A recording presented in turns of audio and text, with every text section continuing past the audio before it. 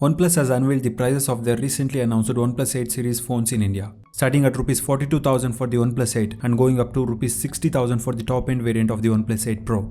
These two are the most expensive OnePlus phones to date. So in this video, let's see how the OnePlus 8 compares to the 70 that was launched by OnePlus late last year and now available for Rs 35,000.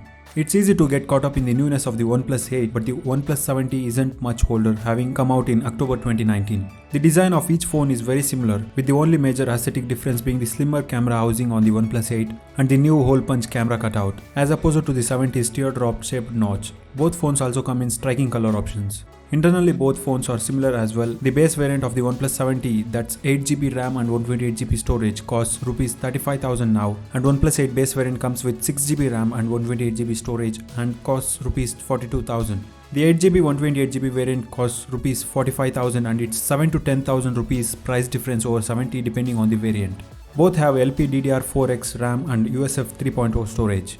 Thinking why such a huge price hike? Here is the card to the dedicated video about that. Coming back, the OnePlus 8 features the latest Snapdragon 865 processor, which along with being faster and enables 5G network connectivity.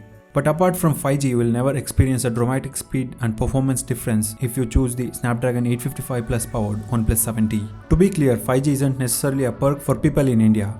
India doesn't have 5G network and won't have them at least before 2021. And since these are initial days for 5G phones, prices will be reduced by that time.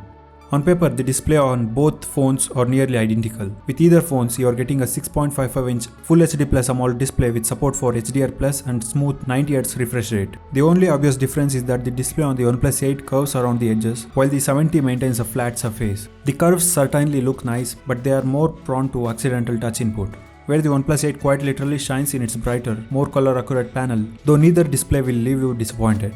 OnePlus 8 has the larger 4300 mAh battery combined with a more power-efficient processor means that the OnePlus 8 has excellent battery life, beating out the already satisfactory endurance of the 70. Both phones run Android 10 with OnePlus custom Oxygen OS on top.